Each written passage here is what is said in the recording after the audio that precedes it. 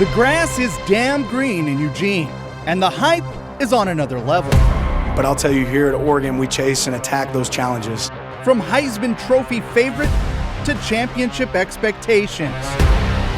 Talking does nothing for you, and you're gonna have to strap up your chin strap and let it go, fly. That team out west is kicking off a new era of football, and the Oregon Ducks are ready to make a splash in the Big Ten Conference. The Oregon football has been smash mouth football, so it's kind of it goes hand in hand. And in Corvallis, it's just excited to get out there and go and finally play and watch the guys fly around. It was an off season like no other for the Oregon State Beavers. From conference realignment to an entire roster overhaul. Man, I'm most looking forward for a win, man. So start off the season hot, so be ready to roll. First-year head coach Trent Bray is guiding the team through unprecedented times. The dam is built and Beaver Nation is ready to roll. The Trent Bray era begins. We got to go. We got a job to do. On the park blocks, the Portland State Vikings enter year 10 under head coach Bruce Barnum. There's surprises out here, which is going to help us on game day. This squad is loaded with experience and one of the most dynamic quarterbacks in the nation to take on 8 nationally ranked opponents. Yeah, I see an opportunity to get ranked, I like my football team. Dubbed the Season of Opportunity, the Vikes have a shot to shake up the Big Sky. Countdown to kickoff starts now.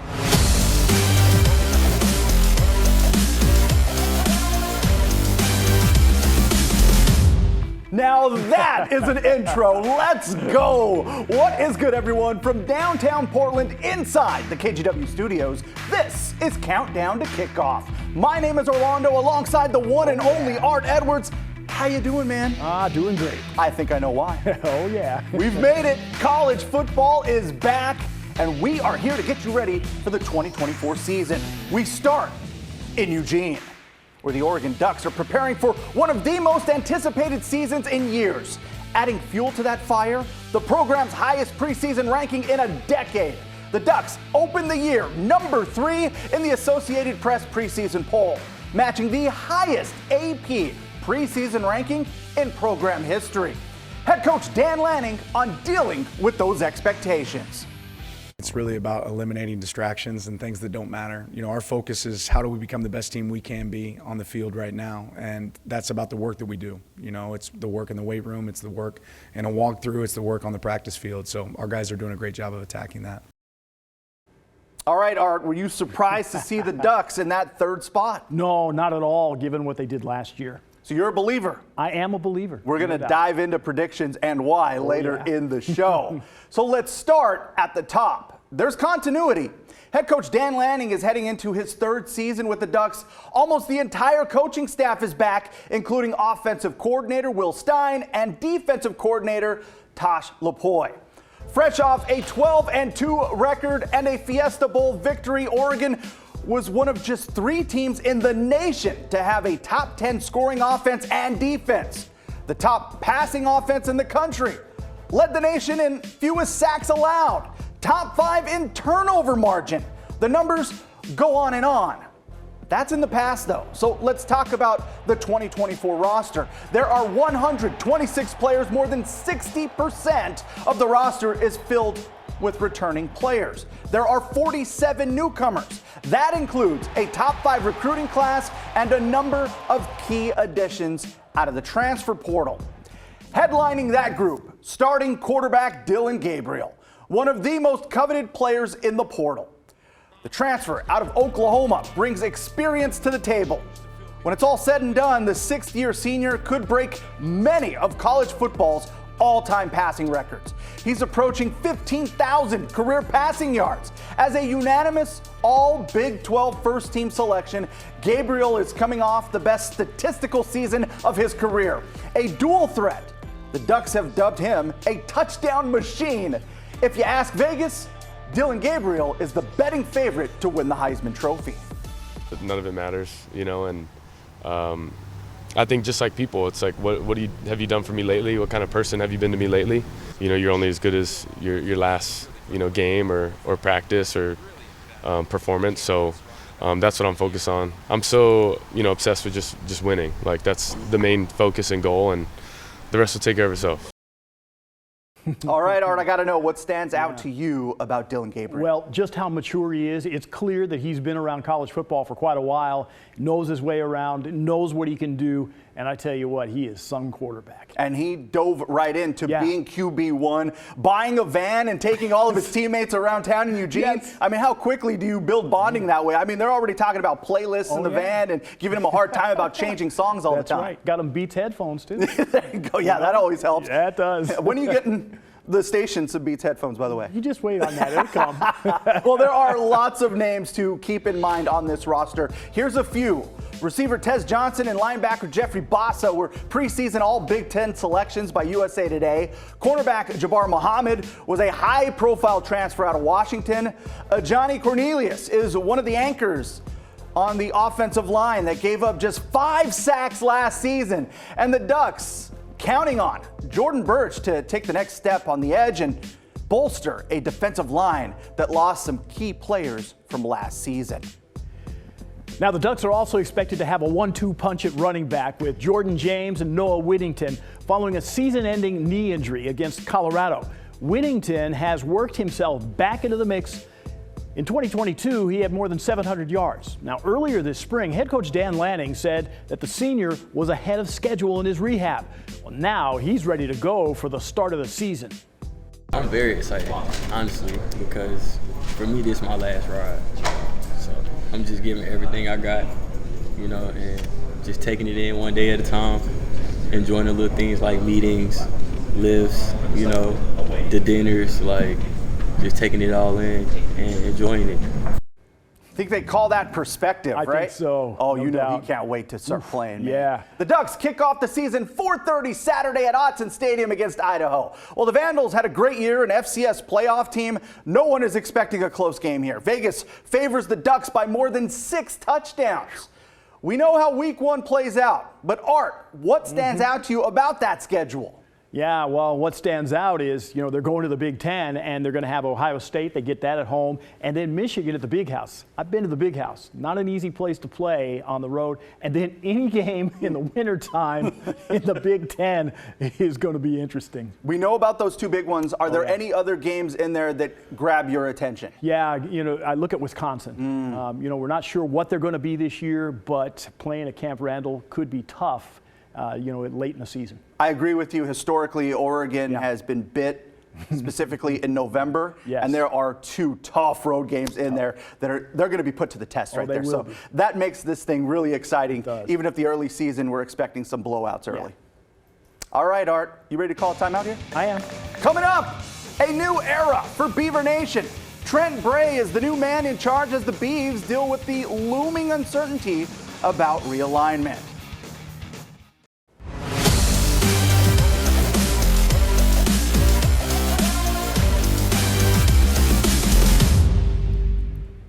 And welcome back to Countdown to Kickoff. Beaver Nation was rocked this offseason. Oh, yeah. From conference realignment to the transfer portal, Oregon State continues to fight in a new world of college football and maintain that winning tradition we all know in Corvallis.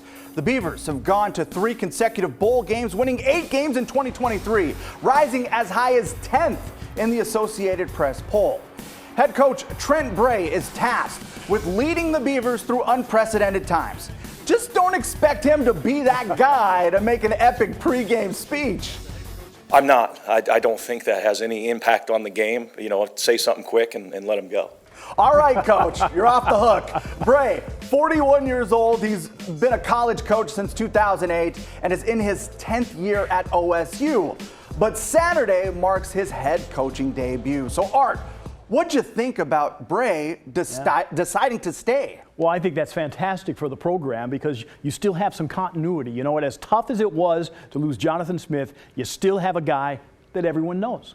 What type of message does that send to everybody else? Yeah, I think it sends a message that says this is a really good program and one that it's worth being in. And there's no doubt the fan base has already latched on to that. Season tickets at about 95% of where they were last year, more than 15,000 already sold. That lets you know Reser Stadium is going to be rocking. It is. So there are lots of fresh faces. The majority of the coaching staff is new. Offensive coordinator Ryan Gunderson and defensive coordinator Keith Hayward were not on the OSU staff a season ago. It's the same theme on the field, a totally different roster than a year ago. Listen to this stat. According to Pro Football Focus, there were 26 players that played 300 snaps last season. Only 4 of those 26 players are still on the team. So let's get to know the Beavers. There was a quarterback competition, and when the dust settled, Giovanni McCoy emerged as the Week 1 starter. Coach Bray says McCoy separated himself a little bit last week, mentioning his comfort with the offense and his playmaking ability with his legs. The fourth-year junior was a first-team All-Big Sky selection, playing 26 games at Idaho. All that experience was a major factor in winning the job. This isn't the first time that I've been in a QB competition, so I've been here before, and that just helped a whole lot. I played schools like Cal, Nevada, Washington State, schools like that, so I just feel like it helps a lot just to know that game speed and just to be able to just go out and play fast. So I don't know if you could notice it there, McCoy. He was wearing a chain, and the pendant there he's been wearing for years. Well, they were asked about the significance of it. It was a lion, and he said, "King of the jungle." Ah, okay. Art, what are your first impressions? You know what? He seems like he has some confidence. I mean, we know that he played well at the FCS level, but it's a different animal moving up to the teams that Oregon State's going to be playing for an entire season. You were at the scrimmage. You got a chance to see them during the offseason. Was there anything that stood out to you or made you think he could be the guy? Not at the spring game when I was there.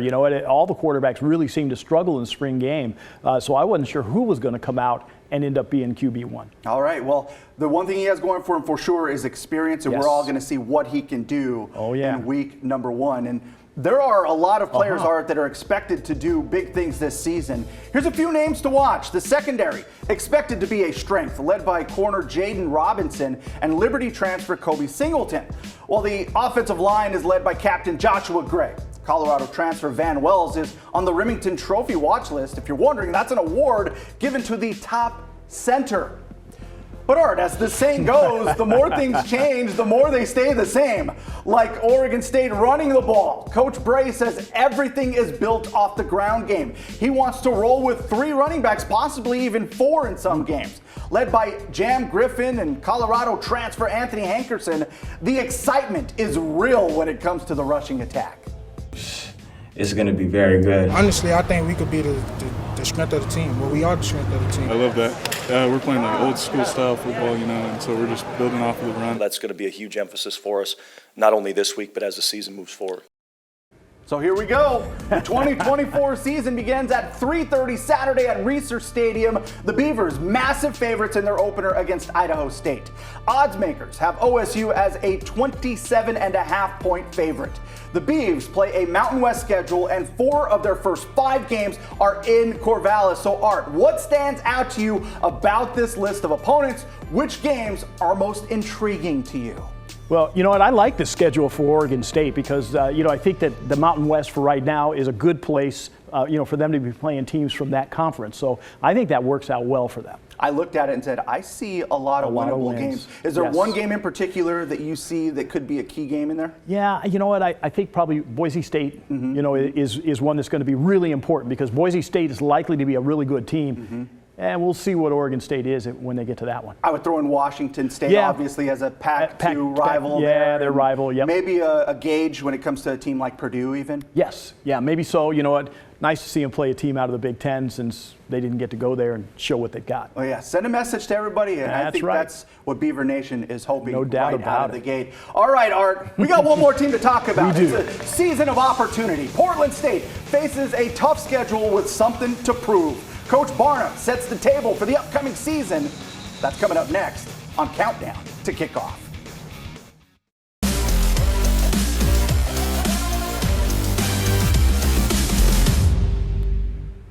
The Portland State football team is looking to make a statement this season, picked in the lower third of the Big Sky in both preseason coaches and media polls. It's the 10th season as head coach for Bruce Barnum. They have more than 100 players suiting up this year. That's one of the largest rosters they've had in a long time. And there are 40 returners, 14 returning starters. There's experience on offense and some uncertainty on the defensive side of the ball. I like the effort, Art. I like the competition in each position like we talked about before. But right now I'm starting to see on offense, the guys we're going to have to get the ball to. Some guys are shining, some surprises, which is nice. And on defense, how they're getting to the ball and who's going to be this, who's going to be, because we have a lot up front. I think my linebackers are playing well on that side. I love my back end. Well, on the offensive side, this is going to be the last go-round for Portland State quarterback Dante Sacheray. The California native threw for over 1,500 yards and 16 touchdowns a season ago. He's also a running threat. He ran for over 600 yards and 10 touchdowns last season. With Sacheray leading the way, Portland State was second in the Big Sky in total offense. He's been thinking about the final year of his Portland State career and what's ahead for this season. Been here for a while, and then for it to be the last one, you kind of take it with try to live in the moment, but then also at the same time try to give it your all and think about the whole team and the whole season as a unit. You don't know some of the guys really well, but are you excited about it? Yeah, absolutely. It starts back from last season. We got a good group that came back, and we built something special here, and then we added on with these new guys, and I feel like they're fitting in already pretty good. All right, the senior is a team captain. He started 22 straight games for the Vikings. And he is a problem for all defenses. Oh, yeah. The one question I had for Coach Barnum is, when are they going to make you a captain? Soon, maybe. Well, the Vikings, they've got a brutal schedule this year. Between FBS teams and ranked FCS teams, there's no real break for the Vikes. No. It all starts with Washington State on the road Saturday. They got to go to the Palouse. They have another FBS team in Boise State and 8 ranked FCS teams. Coach, what do you think of this schedule? Opportunity. We're 8 after we do the 2 FBS teams, take them out. We've got 10 games, 8 are ranked in the top 15. I see an opportunity to get ranked. They win these games. He's right. He's right. They will be going to the playoffs. No doubt. And ranked. Yeah. We've got much more to come on Kickoff Wait a minute. We're about to make some people mad here. We are. Or happy. One of the two. It's time for some predictions on the other side of Countdown to Kickoff.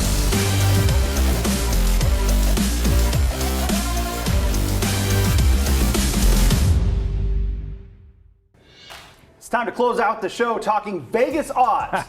We start with the Ducks. Art. Vegas expects 10.5 wins. You going over or under? I'm going over on that. Why is that? Well, I just think they're a super team. I'm feeling feisty. I'm going to take the under. We're going to know a whole lot about this team when they face Ohio State. Yes, we will. Hey, and for the Beavers, it's 7.5 wins. Oh, what you got? What I tell you, I'm feisty today. I'm taking the under on this as well. A lot of unknowns with the Beavs. They have a chance to prove it. I think they're going to play a lot of close games. Man, I'm going with the over. They got a lot of wins on that schedule. I think they're going to be just fine. Oh, man. Nice work, my man. That does it for us here on Countdown to Kickoff. We'll have all the highlights and reaction from week 1 of college football. We're here. Yes. This Sunday night on Sports Sunday right here at 11:35. Good night, everyone.